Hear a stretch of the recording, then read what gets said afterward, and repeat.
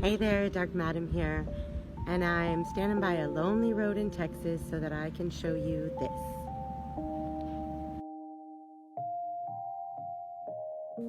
The small town of Helena, Texas was founded in 1852 by Thomas Ruckman and Philip Owings. The town was named after Philip's wife, Helen, so that's where it's got its name, Helena. So I'm currently standing outside of the Karnes County Museum complex, which has all of the old really cool buildings in there. For example, this was an older home that used to actually be a home back in the 1850s or 16. Now it was taken apart and moved to this location. And then over there was the original 1873 courthouse. That's the two-story building. And then later it was also used as a schoolhouse.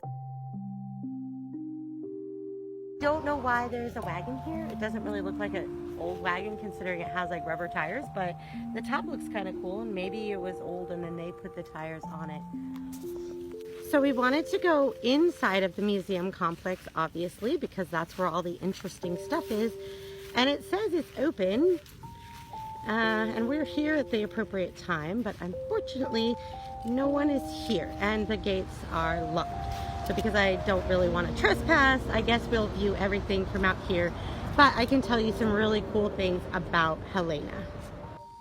So when I looked at this town, it is called a ghost town, although technically there are people living here. I don't want to show their houses because I don't want to be rude.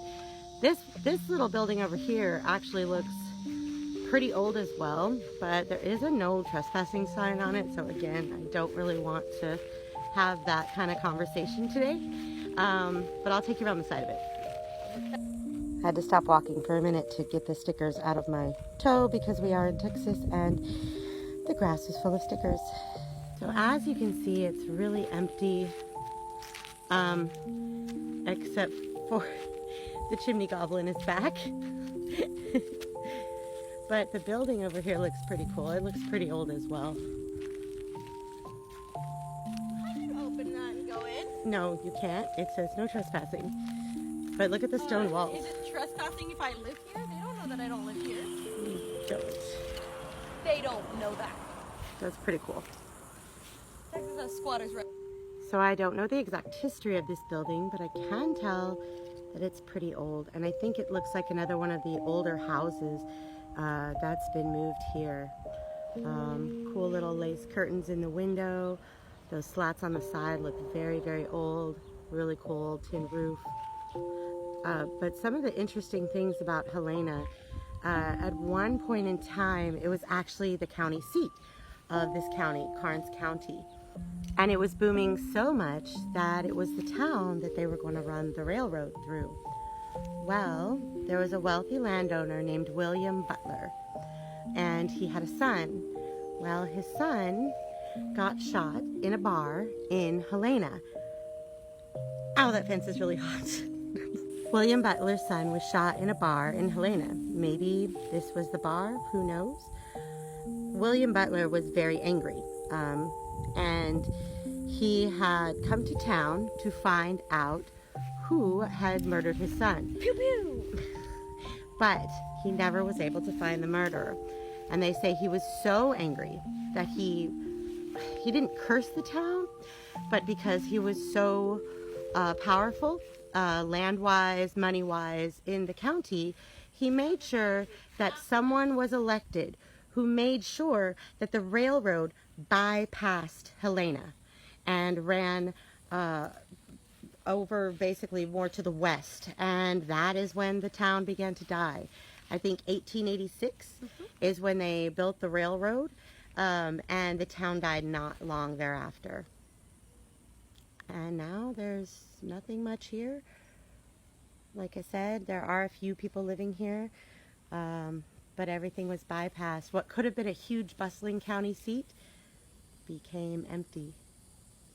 After the Civil War, Helena became packed with gunfighters, outlaws, just drunk people in general, just reeling over the horrors of the Civil War. And it actually became known at that point as the toughest town in Texas. This quiet, peaceful spot saw its share of murders, robberies, all sorts of craziness. A huge thing that the town is very famous for is something called the Helena Duel. So two men's left wrists were tied together like this, and in their right hand, they were given a only 3-inch blade. This was called the Helena Duel. Why? Why a 3-inch blade? Because it was proportional to their anatomy. Also, because it would take longer for them to die because the blade would make such shallow wounds. They would just slowly bleed together and bleed to death by a myriad of tiny cuts. So that was called the Helena Duel, and that is absolutely ridiculous. Stabby. But it is what this tiny, quiet, peaceful little town was known for. So across this quiet courtyard stands two of the most horrific things I can think of. So as I was saying, fights, gunfights, duels became so common in Helena that people cheered the competitors on and even bet on them. But, you know, everything has an outcome.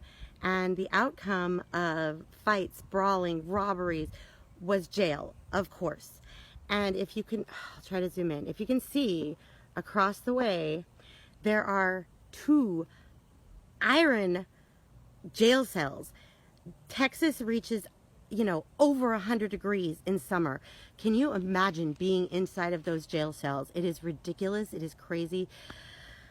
So I wonder if people ever died in those. I wonder if this little quiet spot we're in is haunted at all with the ghosts of the cattle rustlers, the gunslingers, the outlaws, any of the people who died in one of those Helena duels after 1,000 cuts of a 3-inch blade.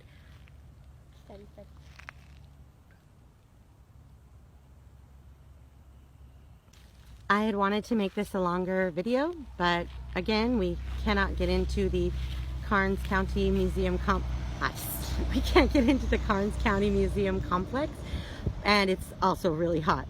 It is over 100 degrees right now.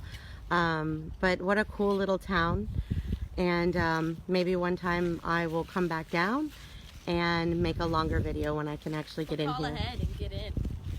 Call ahead? Yeah, because I mean they had a number for us to call. We just have social anxiety. It's hot. It's time to get in. So. Shh, don't listen to her. But and yes, I found out this was actually a storefront. So this used to be a very old mercantile, probably back in like the 1880s to the 1900s. So a really cool town. If you're driving down on your way to Corpus, definitely recommend a brief stop. But this is the Dark Madam of Dark Madam Explorations. Nothing really here except these buildings and not the person who's supposed to be here to open them.